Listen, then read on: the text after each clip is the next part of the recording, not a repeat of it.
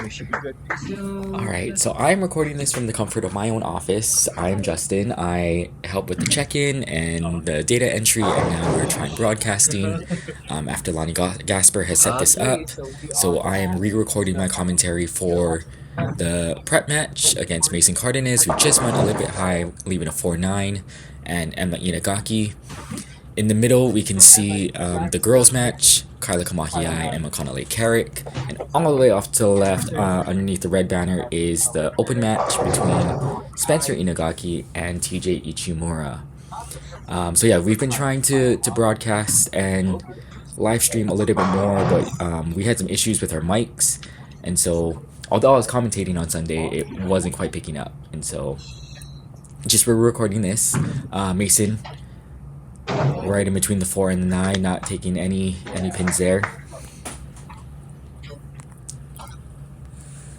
And so, with the rest of the committee, aside from tournament director Bruce Akau, he's the only one that knows what's out on the lanes. And so, your guess is as good as ours whenever we're watching. But what I had noticed was a lot of the more high rev bowlers were using about the 10-ish. Especially down by that tracer. Anything outside of 10 was not coming back at all. It didn't matter how many revs they had.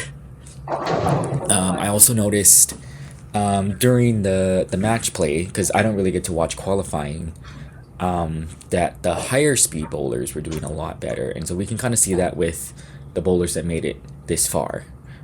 Emma's really improved on her speed, definitely.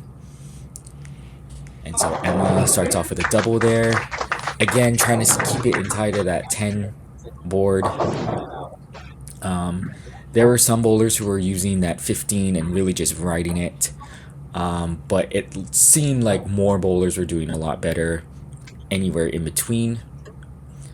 Maison Cardenas coming up light, leaving a 10 pin there. Maison just started his high school career at Punahou, bowling in the ILH. Emma's actually our youngest qualifier here. She's still in middle school.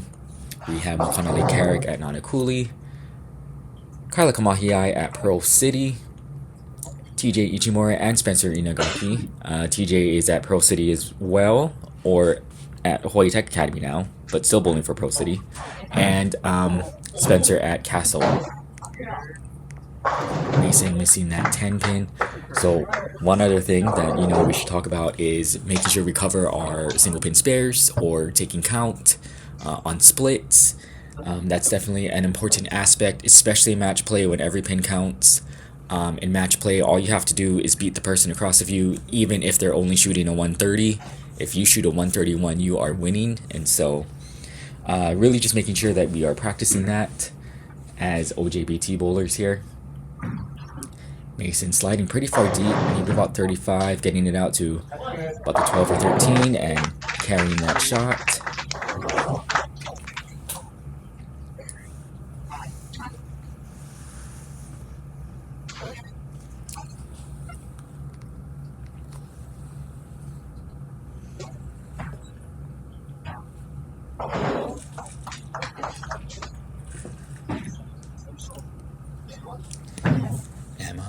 Coming in a little bit light, you can see that 10 pin kind of fall into the gutter, or the 6 pin, sorry, fall into the gutter there. Not quite ringing, and so it's just something to think about. So one important thing that we should also talk about is really just finding out the length of the shot. Emma sparing there, so especially with Oahu Junior Bowlers Tour, where no one knows what's out there, and you know that you're bowling on a sport shot, the most important thing that you can find out as you're practicing or as you're watching maybe the honorary guest throw their ball is how long that pattern is. Emma, kind of pulling it there. Ball just slides. That one is a ringing 10 pin. So because we know that the sport shot is anywhere lower than 1 to 4, you can kind of assume that whatever is out there is going to be flat. that means that there's no miss room on either side. So once you can figure out where your ball is hooking on the lane, you should be relatively golden. Oh, and Emma missing that. Could be a little bit of impatience there, leaving the second 10 pin.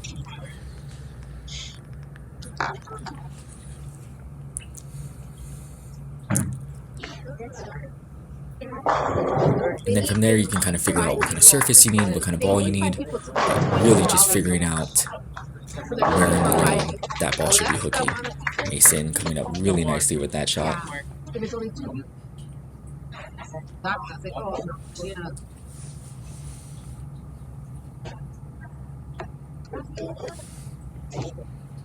So this is our prep division. We are still following U15.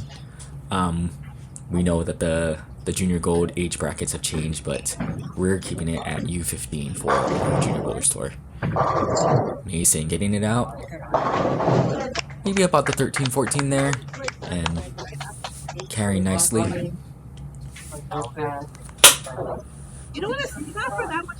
So again, Mason starting off with 2 opens, but now with 3 in a row. Emma with a double, a spare, and an open. Emma changing balls actually, and carrying that one.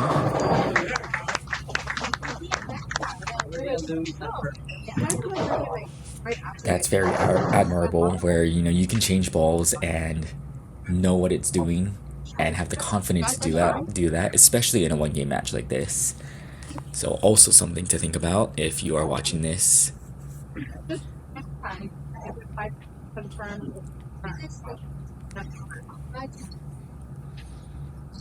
Emma sliding around the 25-ish. Pulled that one again, but because of the ball change, it did carry.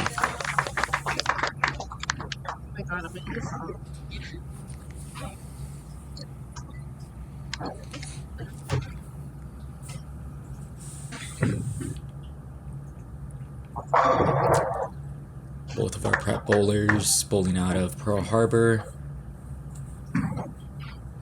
Kyla and Rukanale in the girls division, both bowling out of Shafter. TJ Ichimura bowling out of Pearl Harbor, and Spencer Inagaki now bowling out of Fort Shafter.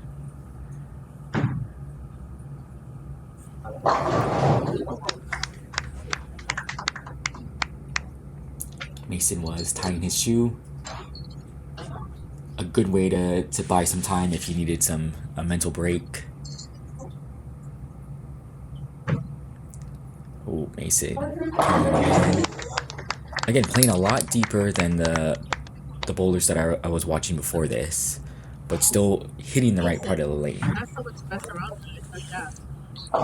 So based on the break points that I was seeing, I was guessing around 45, 46 feet. A longer pattern for sure. Mason getting it out, but it still comes back there. What I also noticed with 43, 44 was there was a bit of a bump, and so even if you floated it out a little bit too far, but still within the 10, it was still coming back. So before this match, we had a couple open division bowlers, and so there's a possibility that the lane breakdown was a little bit more severe over here.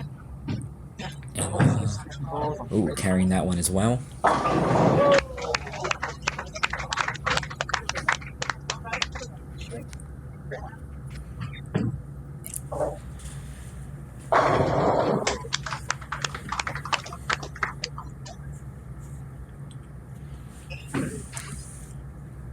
Couple more pointers, while we're waiting for Emma to get set up. Watch people who are doing well. See if you can figure out something from their line. Whether it's the area they're playing, the line they're playing, even if you're not bowling the same way as them, there's always something to learn from other people. Ooh, Emma carrying again on that one. That's 4 in a row for her.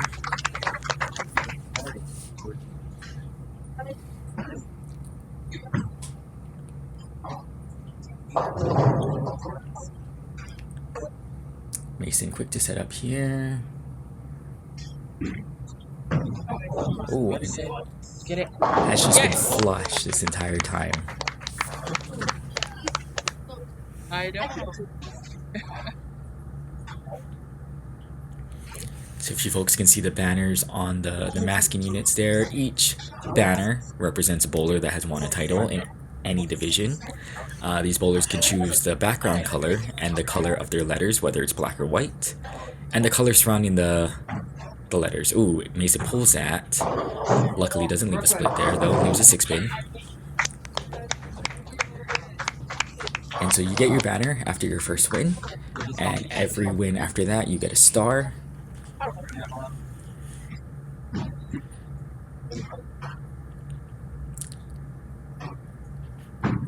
So a lot of our bowlers just choosing, you know, their favorite colors.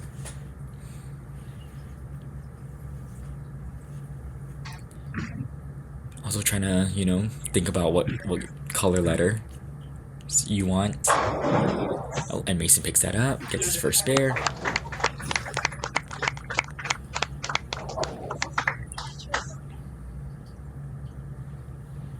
These banners are provided by Pacific Artwork Design 808, Pad 808.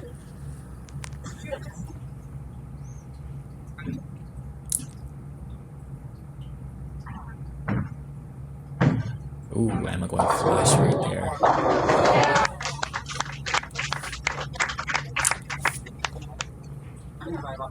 Also, a big shout out to our other sponsors, including Leeward Gold Exchange, WLE Bowling Supply and Pro Shop, the Supercar Experience in Las Vegas, the Hawaii Scratch Shootout, and McMahon Eye Institute.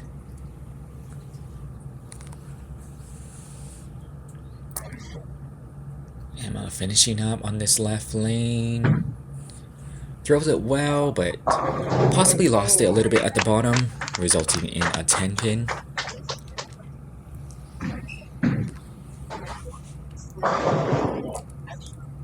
If Emma picks this up, that would force Mason to double.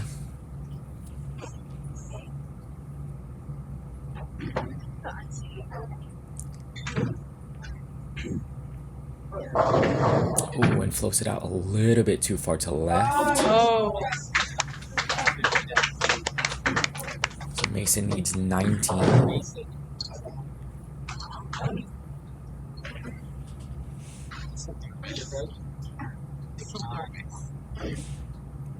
To claim his first title. Our video skips here. Mason left a 2-8-10. Floating it out a little too far, ball just couldn't come back, and took the 2-8, so Emma wins her second prep title. This is her first of the season. I believe we're gonna move the camera over to the girls' side now. Over in your open division, Spencer Inagaki also won over TJ Ichimura, so both Inagaki siblings taking home their second title. This is Spencer's first open title.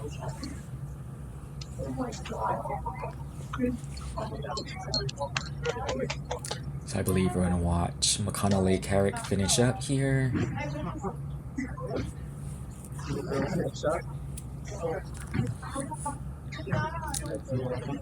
Ooh, tripping that 2-pin.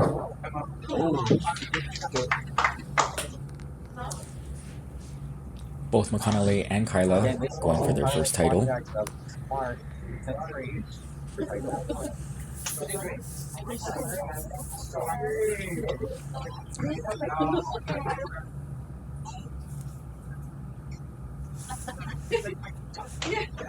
Our next tournament will be held on October 19th, again at Schofield. Entry form is available now on the website.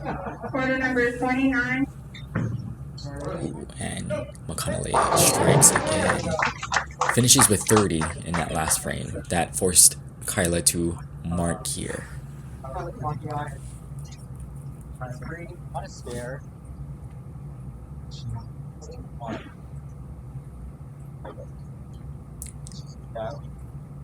Dump issue. Open blister. Kyla Kamahiai. Ooh, crosses over but still carries. Now she just needs count in these last two balls. What's going to happen is there's going to be a ball return issue. So again, next tournament, October 19th at Schofield. Entry forms are available Our format is 4 games of qualifying. Our top 16 in each division makes it to bracket play, and then it's single elimination from there. Total cost is $40 to enter. There are also optional brackets available.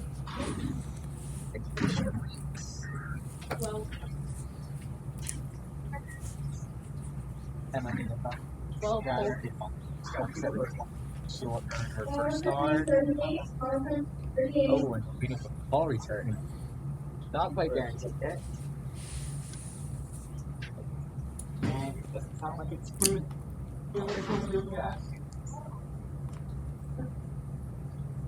Again, going to shout out our sponsors: Leeward Gold Exchange, WLE Bowling Supply and Pro Shop, Supercar Experience in Las Vegas, Jason Theodorson, Pacific Artwork and Designs LLC, the Hoy Scratch Shootout, and the McMahon Eye Institute.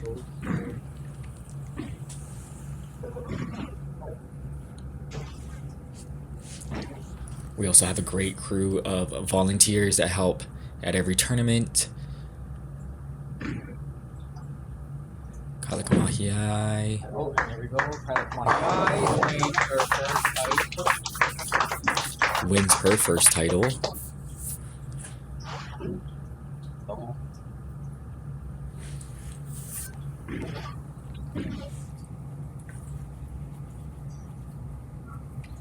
Results are up on the website in case you wanted to see how everything shook down. And Kyla finishes, winning her first title, and that was a pretty high scoring match as well.